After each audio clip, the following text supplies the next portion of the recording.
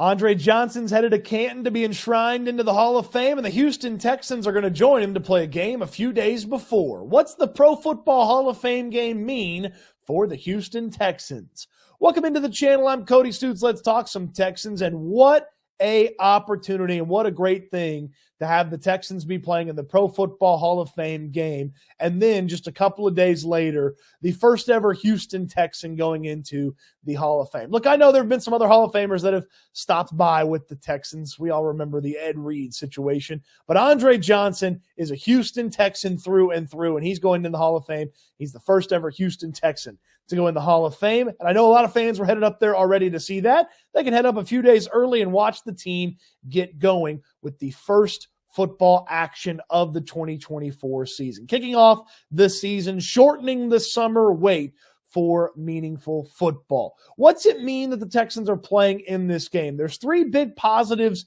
and one potential negative to the extra time that the Texans are going to have here with the Pro Football Hall of Fame game. The three positives all associated with time. There's lots of time to get deeper into this offensive game plan. There's lots of time to figure out this offensive line, and there's lots of time to figure out some of the more competitive parts of this roster. Let's start with this element of time and the offensive game plan. The Texans will get started along with the Bears before everybody else. About 2 weeks before everybody else is when things are going to start getting going for the Texans. Last year, the Jets started in the third week of July and played on about August 2nd, I believe. The Texans will do something similar. About the third week of July, they'll get going. That's way before most everybody else. So you get a little bit of extra time, a little bit of extra work. You get one more game in the preseason than everyone else as well, do the Texans. And so figuring out that offensive game plan, that was a big thing in training camp last year, teaching C.J. Stroud how to operate as an NFL player, then teaching him the playbook. And then there was a whole bunch of new players on the offense. Think about where this offense is right now. C.J. Stroud in his second year in this offense, because Bobby Slowick nor Gerard Johnson, the offensive coordinator and quarterbacks coach, went anywhere. Nico Collins in his second year in this system. Tank Dell, healthy, back in his second year in this system. Noah Brown is still here as we talk about this. John Mechie, Xavier Hutchinson, maybe Robert Woods is still hanging around. You start thinking about that from an offensive perspective at the wide receiver spot. Oh, look at the tight end spot. Dalton Schultz is back. He was one of the most important tight ends on the team. Brevin Jordan. The running back situation, it looks a lot different. Joe Mixon's going to be the guy at the running back spot, but Dameon Pierce still a part of the equation. And then you start to think about what can they really establish, work on, and put together in training camp when there's not a whole ton of learning. There's not a base that they need to put in similar to last year. Look, they're not going to start with, the senior level course right away, but you can get deeper and progress further in the offensive playbook if you're Bobby Slowick in this offense by virtue of having that extra time to work on the offense because you're playing in the Pro Football Hall of Fame game. That to me is the biggest benefit, is this offense, which doesn't have a lot of changes. And look, the draft could change some things. Maybe you get a big-time wide receiver with one of the picks that can factor in right away. Maybe there's a running back, so on and so forth. But to have this time where you're not starting from scratch with this offense, that to me is the biggest benefit for the Texans. The second benefit, still over on the offensive side, is the offensive line.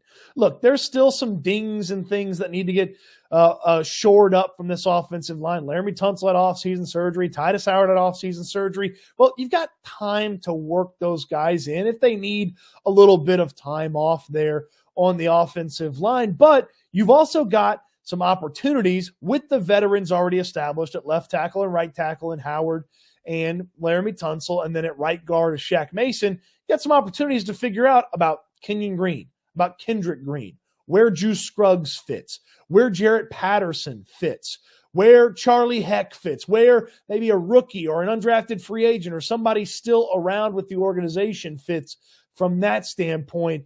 There's a lot of time to figure out about this offensive line. That's one of the most important aspects of the 2024 season. Obviously, you've got to keep C.J. Stroud upright you got to keep C.J. Stroud healthy. But this offensive line was riddled with injuries last year. The Texans had to make multiple trades to add depth right as the season was getting going. You remember the additions of Josh Jones and Kendrick Green before the season started. If the Texans are healthy on the offensive line, not only does that create a much higher ceiling for this offensive line, it creates a much higher floor for the offensive line as well. And with the time, they can start to figure out exactly who they want and where they want. Again, 3 spots are already established. Laramie Tunsil at left tackle, Titus Howard at right tackle, and Shaq Mason at right guard. But figuring out which of the 2 other positions Juice Scruggs is going to play, be it center or left guard, and then figuring out who the other person is that's the starter behind or with him, and then figuring out who's behind them as well. So maybe it's Scruggs at center and Jarrett Patterson at left guard. Or you want to flip them. It's Scruggs at left guard and Jarrett Patterson at center. Or Kendrick Green plays really well, and maybe he's the left guard. Or maybe Kenyon Green finally gets it going in his NFL career, and he's the left guard for this team. And oh, by the way, they got to figure out who the depth guys are, because it's the offensive line. Guys get hurt. You don't play 5 guys the entire year. Things change along that offensive line. So figuring out who the depth pieces are, who the starters are on the offensive line, that's another big benefit to that extra practice time. The third one is competition. Look, there are some spots that are already locked up. We know C.J. Stroud and Nico Collins and Tank Dell and Joe Mixon and a few of the offensive line spots, and we know some of the defensive spots as well. Azeez Al-Shire, he's locked up. We know where he's playing. We know Derek Stingley's patrolling one side of the field.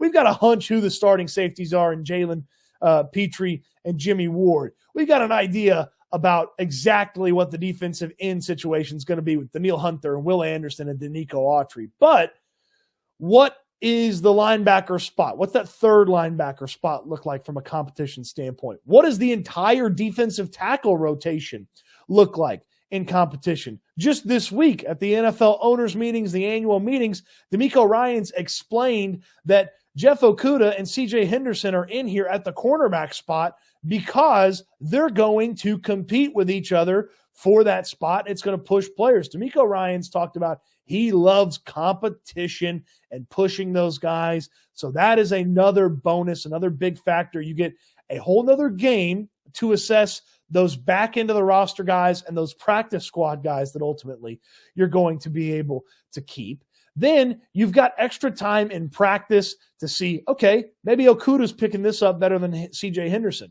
Maybe C.J. Henderson's picking this up better than Jeff Okudah.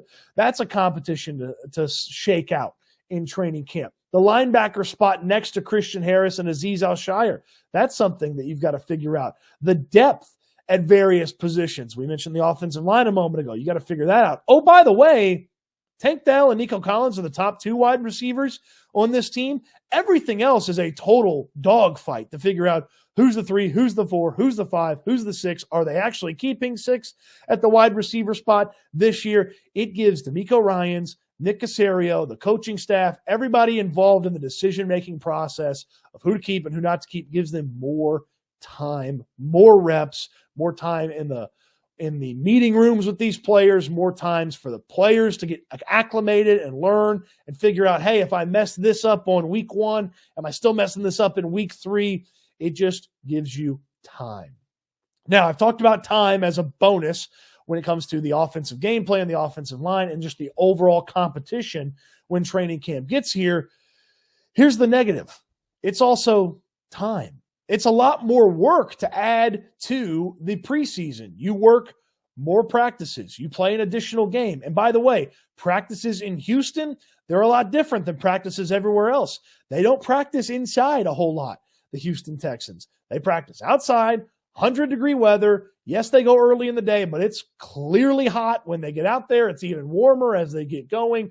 That takes a toll on players. You've got to manage that. And putting guys on the field more, extending the amount of football that they play or practice, it obviously presents an opportunity for injuries. And if you're the Houston Texans and you look at 2024 and you have designs on playing well past where you played last year, your season starts the 3rd week of July, and it could be all the way by mid-January or late January if you're having the success that you want to have before it ends. That is a long time, and football is a grueling and tough game. And yes, it's not full padded two-a-days like they used to do all those years ago, but it's still a lot of work and a lot of wear and tear that you put on these players and the coaching staff and everybody else. So a little bit extra time, yes, there's potential negatives. I feel like the positives far outweigh the negatives. And I just think back to something that CJ Stroud talked about after the Falcons game last year. They ran a play in the Falcons game that they hadn't practiced since the end of training camp. Well, that play probably got put in at the end of training camp because they had to build so much of that. Well, they don't have to build as much of a base, so they can get deeper into that offensive game plan. Hopefully they get that offensive line situation figured out, and plenty of chances for guys to separate themselves from their peers at the various positions and figure out the best 22 or so starters. I say or so because the nickel corner is kind of a starter, even if he's not officially on the field for the first snap. But you get my point. Yes, there's potential negatives. Yes, it's a little bit of extra work, but the potential positives far outweigh the potential negatives of playing in the Pro Football Hall of Fame game. Plus, it's just damn fun. It shortens the summer. It shortens the wait to football. Who's counting? But it's, around 100 or so days until it's football time in Houston again, and we're ready to play. Shout out to Clay Walker. Don't take the video down, Clay. We love you. We love you. What do you think? Positives, negatives? Did I miss something about playing in the Pro Football Hall of Fame game from a football standpoint? I know it's fun for the fans. It's going to be a great experience up there in Canton. I've never been, so I'm excited to go. Support from people like you makes it possible for me to go cover the team in person in Canton. And I'm checking out the Pro Football Hall of Fame when I get there. Let me know in the comments section, did I miss something on the positives or the negatives of playing in the Pro Football Hall of Fame game? Let me know on your way down there. Throw me a thumbs up on the video. Subscribe to the channel if you haven't already. Those days until the Pro Football Hall of Fame game shows up, we've got you covered right here on this channel. Appreciate you watching the video. Hope you enjoyed it, and I can't wait until we talk Texans again soon.